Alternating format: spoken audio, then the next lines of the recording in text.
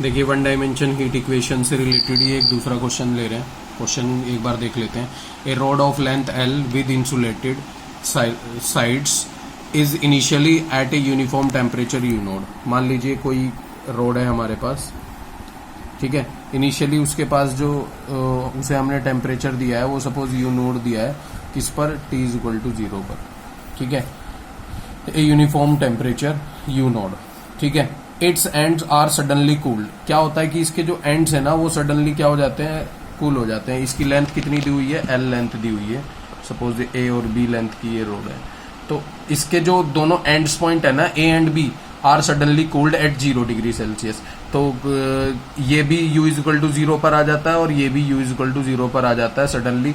ये दोनों ends points कौन से हैं, एक x इज इक्वल टू 0 वाला पॉइंट है और एक x is equal to L वाला पॉइंट है, क्योंकि x इज इक्वल टू 0 से स्टार्ट हो रहा है और x is equal to L पर एंड हो रहा है। तो जो अगर लेंथ ऑफ रॉड दी हुई है वो क्या है, L है, ठीक है। तो L लेंथ की रॉड है, तो A वाला point x is equal to 0 है, B वाला point x is equal to L है, और दोनों पॉइंट्स पर ये क्या दिया हुआ है, its end are suddenly cooled to 0 degree Celsius. तो वो जो दोनों में टेम्परेचर है वो कितना हो जा रहा है, 0। तो इसलिए U क्या है यहाँ पर, टेम्परेचर, तो U क्या हो जा रहा है, 0, ठीक है। अब आपको पता होगा कि वन डायमेंशन हीट इक्वेशन क्या होती है। वन डायमेंशन ऑलरेडी मैं बता चुका हूँ। हीट इक्वेशन का जो इक्वेशन है वो क्या है, del U over del T C² del 2U over del x²। ये कोई इक्वेशन होता है, इसको 1 मान लेते हैं। तो बेटा आपको पता है कि U यहाँ पर टेम्परेचर होता है, L आपका लेंथ है और T आपका टाइम है, या x is equal to L जो है वो लेंथ ऑफ रॉड को डिनोट कर रहा है, ठीक है। x length of the rod है, T टाइम वेरिएबल है, ठीक है। U आपका टेम्परेचर है और U जो फंक्शन होता है ना वो x और T का फंक्शन होता है, यही हमें फाइंड आउट करना होता है, यानी टेम्परेचर ही हमें फाइंड आउट करना होता है। ध्यान से देखिए U किस पर डिपेंड कर रहा है, T और x पर, तो U is a function of x and T, तो यही हमें फाइंड आउट करना है। तो जरा बाउंड्री कंडीशन लिखते हैं। दो बाउंड्री कंडीशन क्या बनती है, पहली बनती है U0T इज इक्वल टू 0। इसका मतलब क्या है, x इज इक्वल टू 0 पर U की वैल्यू क्या है, 0, U is 0 at x is equal to 0। दूसरी बाउंड्री कंडीशन क्या बनती है, जरा देखिए, U 0 है, x is equal to L पर, तो U L T equal to 0। These two are the boundary condition. ये क्या है, बाउंड्री कंडीशन है, ठीक है। अब इसी के बाद थर्ड वाली जो इनिशियल कंडीशन होती है उसको देख लेते हैं। इनिशियली हमने टेम्परेचर क्या दिया है, U नोड दिया है, किस पर, time T is equal to 0 पर, तो U is equal to U naught, यानी temperature is equal to U naught, किस पर, at T is equal to 0। तो अगर इन दोनों को कंबाइंड करके लिखा जाए तो UX0, ध्यान से देखिए अगर आपको याद आ रहा है तो UX और T का फंक्शन है और यहाँ पर T क्या है, 0, तो UX0 is equal to U naught, जिसको आप फंक्शन ऑफ x भी कह सकते हैं या किसी और नोटेशन से भी आप लिख सकते हैं। तो U नोड यहाँ पर एक कांस्टेंट वैल्यू है, ध्यान रखिए, कांस्टेंट टेम्परेचर, U नोड एक कांस्टेंट वैल्यू है, ठीक है। तो दीज 3 आर द कंडीशंस, और इसको हम क्या बोलते हैं, this is called initial condition. Initial condition, तो इनिशियल कंडीशन भी हमने दी हुई है, बाउंड्री कंडीशन भी हमारे पास अवेलेबल है। सॉल्यूशन कैसे लिखते थे, solution of one dimension heat equation, उसके लिए हम क्या करते थे, U is equal to x into t मान लेते थे, कैपिटल X इंटू टी। ध्यान दीजिए कैपिटल X जो फंक्शन होता था वो स्मॉल x का फंक्शन है, कैपिटल T जो फंक्शन है वो स्मॉल t का फंक्शन है। तो x भी एक ही वेरिएबल का फंक्शन है तो डिफरेंशिएशन कैसा होगा, ऑर्डिनरी। t भी एक ही वेरिएबल का फंक्शन है तो डिफरेंशिएशन कैसा होगा, ऑर्डिनरी डिफरेंशिएशन। और u कितने वेरिएबल का फंक्शन है, 2 वेरिएबल का, तो u का डिफरेंशिएशन कैसा होगा बच्चे, पार्शियल डिफरेंशिएशन। तो यहां से हम जब सॉल्व करते थे आपको याद होगा तो del U by del T हमारे पास बनता था T डैश x या x T डैश, ठीक है। और T डैश की वैल्यू वहां पर क्या होती थी, dt by small dt, ordinary type का डिफरेंशिएशन। अगर हम del 2U over del x² की बात करते थे तो वो बनता था x डबल डैश T, और याद होना चाहिए x डबल डैश हमारा क्या होता था, d2x कैपिटल dx² स्मॉल, ठीक है। ये डेरिवेटिव्स होते थे। तो इन दोनों वैल्यूज़ को इक्वेशन 1 में रखते हैं। तो फ्रॉम फर्स्ट हमें फ्रॉम फर्स्ट से इक्वेशन मिलती थी x t dash is equal to c square x double dash t, ये वैल्यू बनती थी। तो यहाँ से हम x double dash upon x बना पाते थे 1/c square t dash upon t बना पाते थे is equal to minus p square. ठीक है, इसको इक्वेशन नंबर 2 मान लेते थे। पी स्क्वायर हम अपनी तरफ से मानते थे और लेकर इसको सोल्व करते थे। तो याद होगा कि जब हम इसको सोल्व करते थे x double dash upon x equal to minus p square बनता था, और दूसरा केस क्या बनता था बच्चे, t dash upon t 1/c square equal to minus p square. ये दो केसेस बनते थे। इससे इक्वेशन बनती थी x double dash plus p square x equal to 0। इधर से इक्वेशन बनती थी minus c square p square capital t. इसके लिए हम जो ऑक्सिलरी इक्वेशन बनाते थे वो m square plus p square equal to 0, तो एम की वैल्यू आती थी प्लस माइनस पी आयोटा। इधर से जब सोल्व करते थे तो ये बनता था d t by capital t c square p square into d t, क्योंकि ये डेरिवेटिव यूज करते थे d t by small d t. इसको इंटीग्रेट करते थे, इंटीग्रेशन करके वैल्यू कैलकुलेट करते थे। तो यहाँ से जो सी एफ बनता था वो बनता था C1 cos px C2 sin px।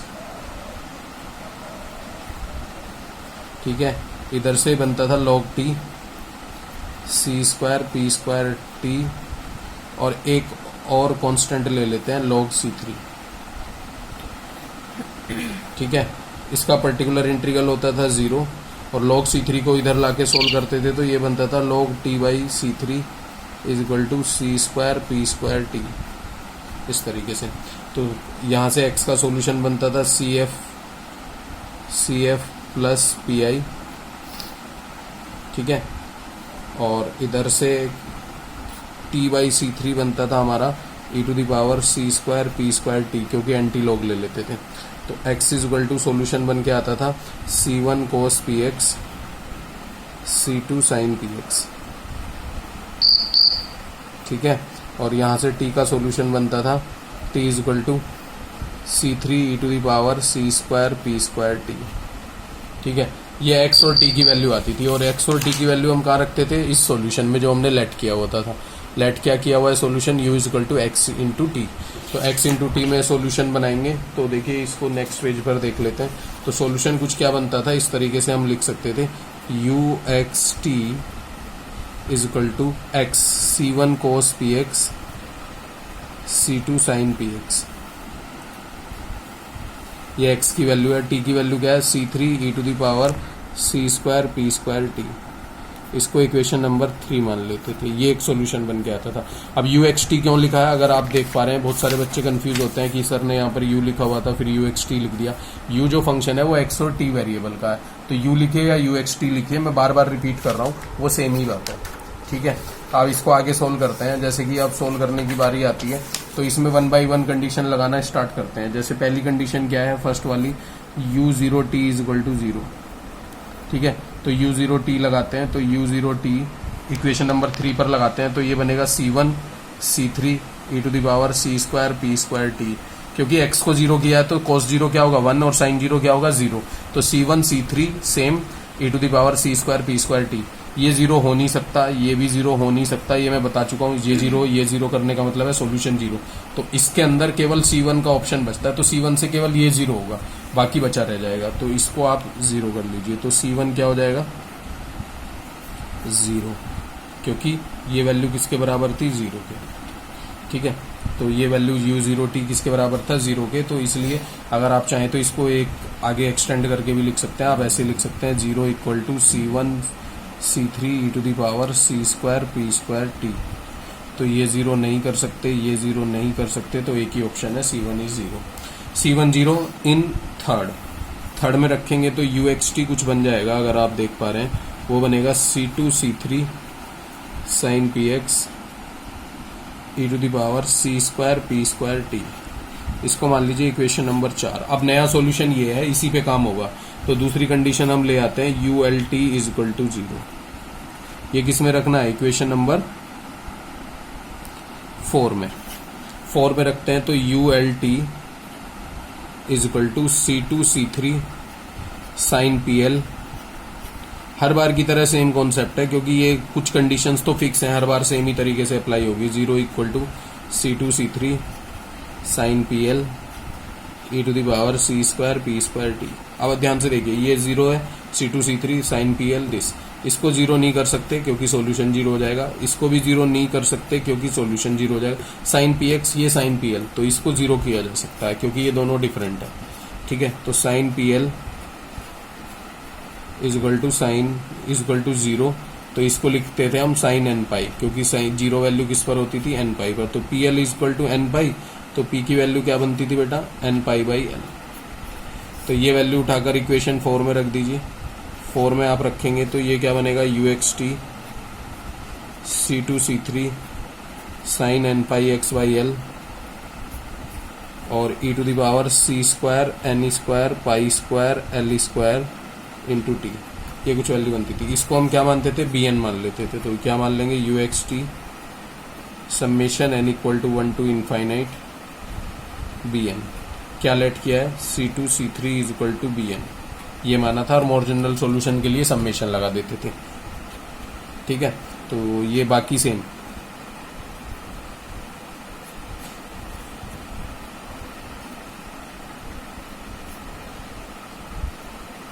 L square into T, ठीक है।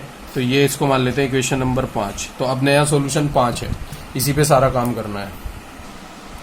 अब देखिए, 2 कंडीशन अप्लाई हो गई हैं, तीसरी कंडीशन भी अप्लाई करते हैं। वो क्या है, UX0 is equal to FX या U नोड कह सकते हैं, ठीक है, इक्वल टू U नोड, ये वैल्यू है। ये अप्लाई कैसे होगी, जब ये दोनों सेम टाइप के बनेंगे। ये कैसे सेम हो सकते हैं कि T को आप 0 कर दें, T को 0 कर देंगे तो इस तरीके का फंक्शन बनेगा। इन 5 इक्वेशन 5 में अप्लाई करते हैं, तो जरा ध्यान से देखिए। तो क्या वैल्यू बनती है, UX0 is equal to summation n equal to 1 to infinite BN sine n pi x by L और e to the power 0। e to the power 0 क्या होता है, 1 होता है, क्योंकि आप t को 1 रख रहे हैं ना, इधर देखिए t को 0 रख रहे हैं, तो e टू द पावर 0 बनेगा और e टू द पावर 0 क्या होगा, 1 होगा। तो e टू द पावर 0 क्या बनेगा, e to the power 0 that is equal to 1। तो यहाँ से वैल्यू कुछ बनती है, UX0 क्या है, FX n equal to 1 to infinity BN sine n pi x by L, ये कुछ वैल्यू बन के आती है। इसको इक्वेशन नंबर 6 मान लीजिए आप, ठीक है।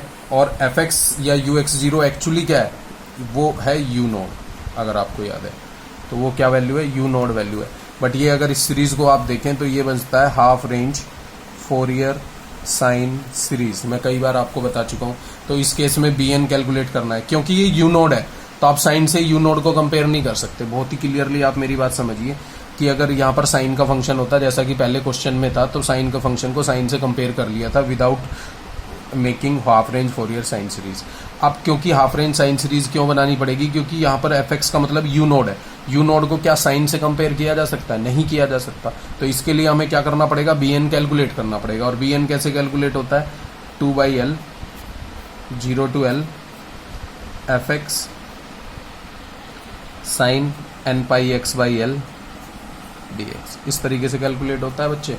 तो अब आप जरा ध्यान से देखिए, तो BN 2/L 0 to L, FX क्या है, U नोड है, FX की वैल्यू क्या है, U naught sine n pi x by L dx।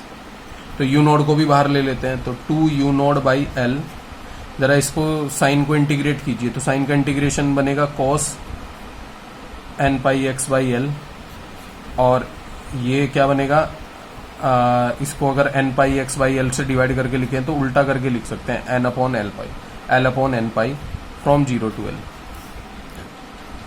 तो इस L से ये L वैल्यू कट जाती है, तो ये बनता है 2 म्यू नोड, या माइनस साइन को भी छोड़ दें, n पाई, माइनस साइन हटा देते हैं, माइनस L रखेंगे तो cos n पाई बनेगा विद माइनस साइन। जब L लिमिट रखेंगे तो L से L कट जाएगा तो cos n पाई बनेगा। जैसे ही हम 0 रखेंगे तो cos 0 बनेगा और माइनस माइनस प्लस हो जाएगा cos 0, क्योंकि लोअर लिमिट का भी एक माइनस लगता है। तो दोबारा समझिए, cos n पाई, L रखेंगे तो L से L cancel, cos n pi with minus sine, minus और माइनस प्लस cos 0 की वैल्यू क्या होती है, 1। तो सोल्व कर लेते हैं, 2 mu naught upon n pi तो ये वैल्यू क्या बनेगी 1 minus minus 1 to the power n, क्योंकि cos n पाई को हम क्या लिखते हैं minus 1 to the power n लिखते हैं। ठीक है, ध्यान दीजिए मैं यहाँ पर मेंशन कर रहा हूँ cos n pi is equal to minus 1 to the power n, ये वैल्यू आ गई। तो दिस इज bn। तो बहुत सारे बच्चे क्या करते हैं bn को उठाकर इधर इक्वेशन नंबर 6 में पुट कर देते हैं। बेटा bn ये तो half range Fourier sine series है, यहाँ के लिए bn नहीं बनाना था, bn इसके लिए बनाना था सॉल्यूशन नंबर 5 के लिए। तो यहाँ पर bn रखते हैं, तो bn को इधर पुट कीजिए इन 5, तो क्या बनेगा uxt, क्योंकि आप क्या कैलकुलेट कर रहे हैं टेम्परेचर, और टेम्परेचर कहाँ लिखा हुआ है इक्वेशन नंबर 5 में, इधर तो fx लिखा है बच्चे, fx थोड़ा ही कैलकुलेट करना है, हमें क्या कैलकुलेट करना है uxt। तो uxt इज इक्वल टू, या fx का सीरीज नहीं लिखना हमें uxt टेम्परेचर लिखना है, तो वो क्या बनेगा summation 2 mu upon pi summation n equal to 1 to infinity. ये n वाला पॉइंट अंदर लेना पड़ेगा क्योंकि समेशन में इसका यूज है, n पे समेशन अप्लाई है। 1 minus minus 1 to the power n sine n pi x by L as usual, इसमें कोई चेंज नहीं है, केवल bn की वैल्यू, बाकी ये सेम। ठीक है, तो e to the power minus n square pi square c square l square into t, equation number 7 मान लीजिए। ये 7th इक्वेशन है, तो ये जो 7th इक्वेशन है ना, यही क्या है कोई सॉल्यूशन ऑफ इक्वेशन नंबर 1। इस तरीके से हम कंप्लीट सॉल्यूशन कर सकते हैं। देखिए एक थर्ड क्वेश्चन इसके अंदर देखिए आप, ये भी सेम टाइप का क्वेश्चन है पर फंक्शन थोड़ा डिफरेंट है इस बार। देखिए the heat flow in A bar of length 10 centimetre. बेटा इस बार लेंथ चेंज हो गई है, जैसे हम L बोलते थे तो वो लेंथ क्या हो गई है 10 सेंटीमीटर हो गई है। Of A homogeneous material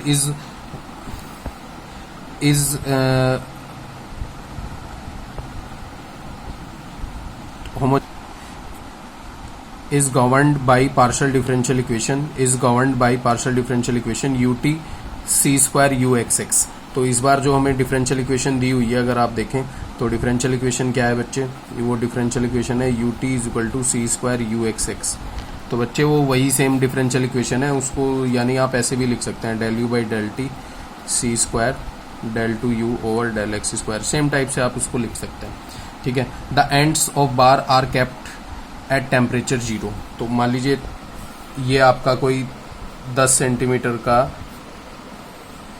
road है ए एंड बी, जिसका ये x इज इक्वल टू 0 वाला पॉइंट है और ये x is equal to L ना होके इस बार 10 हो गया है, और इन दोनों पे क्या दिया हुआ है टेम्परेचर 0 दिया हुआ है, खुद ही दिया है already. The ends of the bar are kept at temperature 0 degree Celsius and initial temperature, initial तो पहले बाउंड्री कंडीशन लिख लेते हैं। तो बाउंड्री कंडीशन क्या बनेगी, वैसे ही बनेगी जैसे हर बार हम लिख रहे थे u0t इज इक्वल टू 0। दूसरी हर बार हम लिखते थे ult, तो u10t इज इक्वल टू 0 लिखेंगे इस बार बाउंड्रीज कंडीशन। इसका मतलब क्या हुआ कि u0 है x इज इक्वल टू 0 पर पहली, u0 है x इज इक्वल टू 10 पर सेकेंड। ठीक है, थर्ड वाली जो इनिशियल कंडीशन है वो क्या है, the initial temperature is fx is equal to x 10 minus x. Initial temperature को हम किस पर देते हैं, t इज इक्वल टू 0 पर, तो u की वैल्यू क्या है fx के बराबर है, और fx किसके बराबर है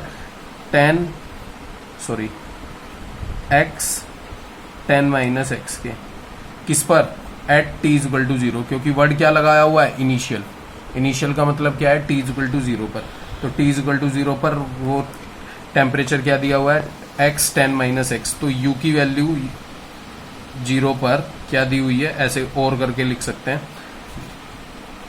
इज इक्वल टू, इसको अंदर मल्टीप्लाई कर देते हैं 10x माइनस एक्स स्क्वायर, ऐसे भी लिखा जा सकता है 10x माइनस एक्स स्क्वायर, क्योंकि x 10 माइनस एक्स है तो x से मल्टीप्लाई करते हैं 10x माइनस एक्स स्क्वायर, और उसको उसने किसके बराबर माना है fx के बराबर माना है, अगर आप देख पा रहे हैं दिस इक्वल टू fx। तो सपोज दिस इज fx, इसके लिए फिर हम सॉल्यूशन लिखते थे, तो सॉल्यूशन ऑफ 1 इस बार मैं डायरेक्ट लिख रहा हूँ, सॉल्यूशन ऑफ 1 वो कैसे लिखते थे हम, uxt c1 cos px c2 sin px c3 e to the power c square p square t। इसको इक्वेशन नंबर 2 मान लीजिए आप, इक्वेशन नंबर 2। ठीक है, इस सॉल्यूशन को आगे बढ़ाते हैं। इसी पर पहली कंडीशन लगाते हैं u0t, दूसरी लगाते हैं u10t।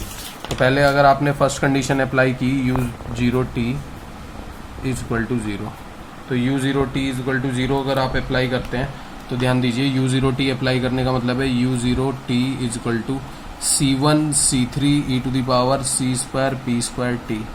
इस तरीके की वैल्यू बन के आती है।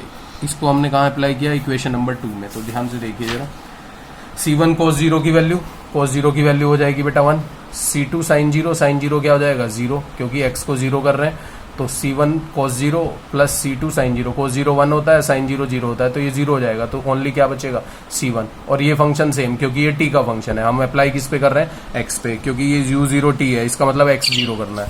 ठीक है, तो ध्यान दीजिए यहाँ पर वैल्यू क्या बन गई, c2 c3 e to the power c square p square t। तो ये वैल्यू क्या है 0, 0 is equal to c1 c3 e to the power c square p square t। As usual जैसे आपको याद है, ये 0 नहीं हो सकता, ये 0 नहीं हो सकता, तो क्या 0 होगा, c1 0 होगा। c1 को 0 करेंगे इक्वेशन नंबर 2 में, तो वो जो इक्वेशन है वो कुछ इस तरीके से बन जाती है, uxt c2 c3 sin px e to the power c square p square t। Equation number 3 मान लेते हैं इसको। तो अब नया सॉल्यूशन ये है। अब इस नए सॉल्यूशन पे, क्योंकि यहाँ पर c1 0 हो गया, तो ये क्या बना, c2 c3 this function into this. तो वही लिखा है c2 c3 this function into this. ठीक है, इस वैल्यू को देखिए। अब इस पे दूसरा कंडीशन लगाते हैं। दूसरा कंडीशन क्या है, u10t। ध्यान दीजिए, इस बार रोड की जो लेंथ है वो 10 सेंटीमीटर दी हुई है, तो u10t इज इक्वल टू 0। तो u10t इज इक्वल टू 0, तो इसका मतलब क्या, इसको इक्वेशन नंबर 3 में अप्लाई करेंगे तो इसके लिए क्या करना पड़ेगा, x को 10 रखना पड़ेगा। u10t is equal to c2 c3, x को क्या रखना है बेटा, 10 रखना है, इंटू 10 ऐसा करके लिख सकते हैं, e to the power c square p square t। ठीक है, तो ये 0 है, c2 c3 ये क्या बनेगा, sine 10p e to the power c square p square t। फिर से सेम कंडीशन आती है, ये 0 नहीं हो सकता, ये 0 नहीं हो सकता, तो इसको 0 कर लीजिए। तो हर बार हम इसी को 0 करते थे, पर वो क्या होता था, x is equal to l होता था, lp होता था। तो lp इज इक्वल टू 0 यानी 10p इज इक्वल टू 0। फिर से क्या लिखेंगे, साइन n पाई। तो बेटा 10p इज इक्वल टू क्या बनेगा, n पाई। तो p की वैल्यू इस बार क्या बन जाएगी, n pi by l। l का मतलब यहाँ पर 10 से है। ठीक है, ये वैल्यू उठाकर कहाँ पर रख देते हैं, इक्वेशन नंबर 3 में। तो 3 में रखेंगे तो uxt कुछ क्या बनता है, uxt बनता है c2 c3 sine n pi x by 10 e to the power c square n square pi square by 10 का स्क्वायर यानी 100 t। ठीक है, अब इसको क्या करते थे, हम मान लेते थे लेट bn। ठीक है, और मोर जनरल सॉल्यूशन के लिए हम क्या करते थे, समेशन भी लगा लेते थे। तो uxt is equal to summation n equal to 1 to infinity bn sine n pi x by 10। इसमें कोई चेंजेस नहीं है, दिस इक्वल टू bn, बाकी साइन भी सेम और e टू दी पावर भी सेम।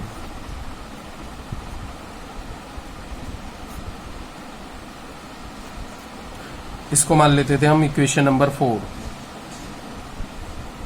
अब जो भी काम होगा वो सॉल्यूशन नंबर 4 पे होगा। सॉल्यूशन नंबर 4 के लिए लास्ट इक्वेशन लेके आते हैं, ux0 is 10x minus x square या fx। ठीक है, तो इसके लिए एक आगे स्टार्ट करते हैं, जैसे इसी को आगे एक्सटेंड करेंगे तो थर्ड वाली कंडीशन लगाते हैं, ux0 is equal to fx और which is equal to 10x minus x square, ये दिया हुआ है। ठीक है, इन फोर्थ पे लगाते हैं। तो फोर्थ पे ऐसा बनाने के लिए अगर इन दोनों वेरिएबल को, दोनों फंक्शंस को सेम करना है तो t को क्या करना पड़ेगा, 0। तो जरा ux0 कैलकुलेट करते हैं, तो वो क्या बनता है, n equal to 1 to infinity bn sine n pi x by 10। t को 0 कर रहे हैं तो e टू दी पावर 0 करेंगे, e टू दी पावर 0 क्या होता है, 1 होता है। और ये वैल्यू किसके बराबर है, fx के। तो fx is equal to n equal to 1 to infinity bn sine n pi x by 10। अब देखिए फिर से वही सेम सिचुएशन आती है जो मैं इससे पहले डील कर रहा था आपके साथ। वो डीलिंग क्या थी, अगर आप देख पा रहे हैं तो वो डीलिंग यही थी कि ये क्या बना है, half range Fourier sine series बना है। Fourier sine series. अब इस पे देखिए, क्योंकि ये वैल्यू किसके बराबर दी हुई है, 10x माइनस एक्स स्क्वायर। अब अगर हम यहाँ fx को 10x माइनस एक्स स्क्वायर रख दें तो क्या sine 10x minus x square से कंपेयर हो सकता है? नहीं हो सकता। तो हमें क्या बनाना पड़ेगा, half range Fourier sine series. अगर ये साइन का फंक्शन होता तो डायरेक्टली कंपेयर हो जाता। तो bn की वैल्यू कैसे लिखेंगे, 2/l, l का मतलब यहाँ पर 10 से है, 0 to l यानी 0 to 10 fx sine n pi x by l, n pi x by l का मतलब यहाँ पर 10 से है dx, क्योंकि l इक्वल टू 10 दिया हुआ है इस बार।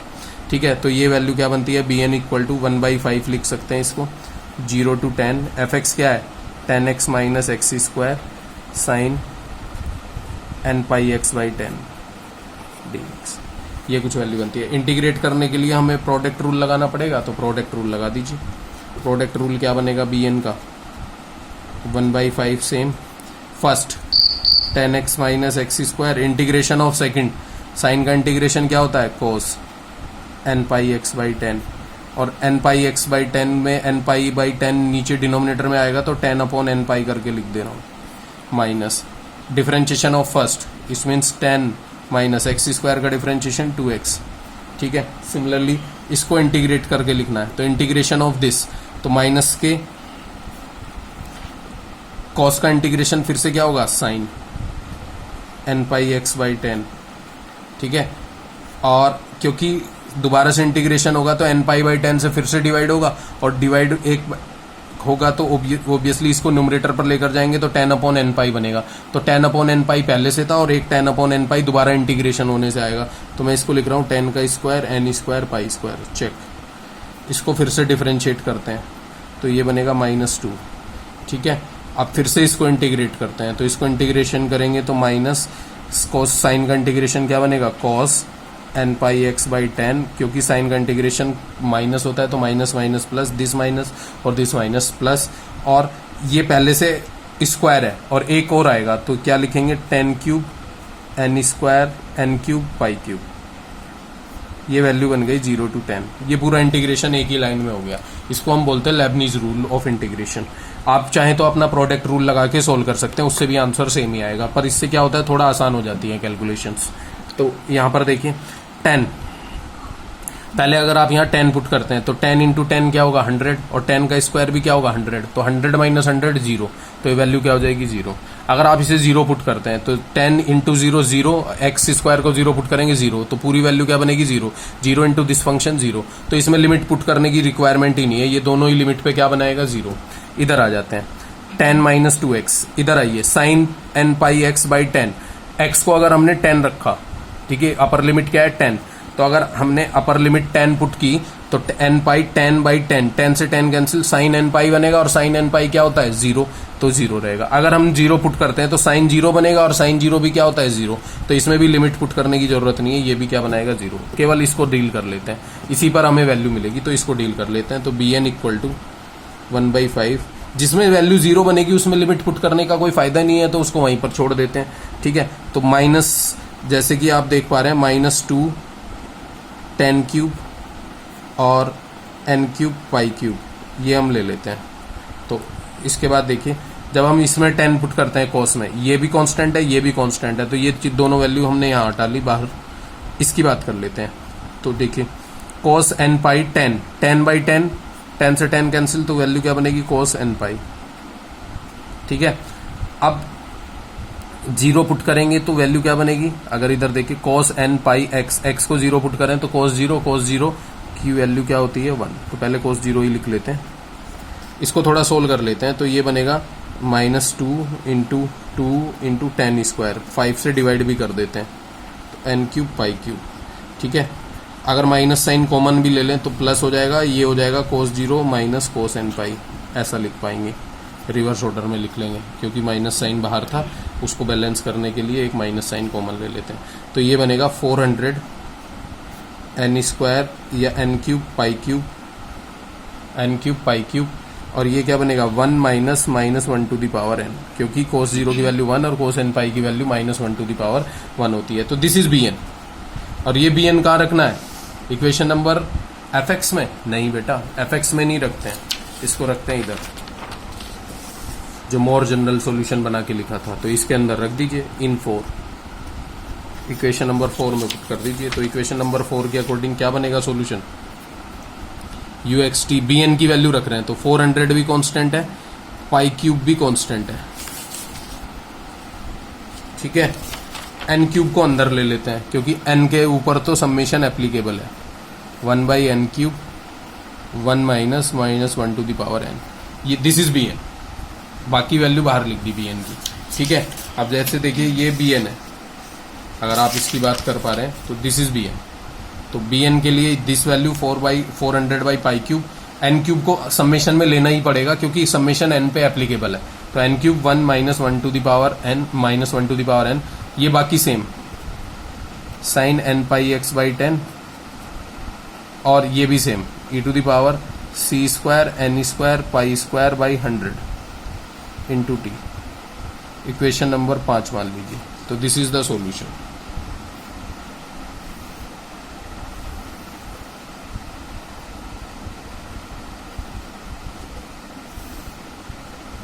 तो ये सॉल्यूशन किसका, इक्वेशन नंबर 1 का। देखिए सेम टाइप का एक और क्वेश्चन मैं आपको दे रहा हूँ, इस क्वेश्चन को आपको खुद से सोल्व करना है। जैसे क्या है, determine the solution of one dimension heat equation del u by del t c square del two a by del x square. Solution same type से लिखा जाएगा, where the boundary condition is u zero t is zero u l t is zero, तो दोनों boundary condition भी दी हुई है। And the initial temperature u x zero is equal to x, जिसको आप एफ एक्स बोलते हैं, where l be the length of rod. तो ध्यान दीजिए पहली कंडीशन दी हुई है u zero t is equal to zero, दूसरी कंडीशन दी हुई है u l t is equal to zero, और तीसरी कंडीशन भी दी हुई है u x zero is equal to x, जिसको आप फंक्शन ऑफ एक्स भी कहते हैं। तीनों अप्लाई कर देना, लास्ट में एक्स के लिए half range Fourier sine series बना के वैल्यू कैलकुलेट कर देना, उसी तरीके से सोल्व करना है, ठीक है। इस क्वेश्चन को सोल्व करके आप मुझे सेंड कर देंगे। Thank you.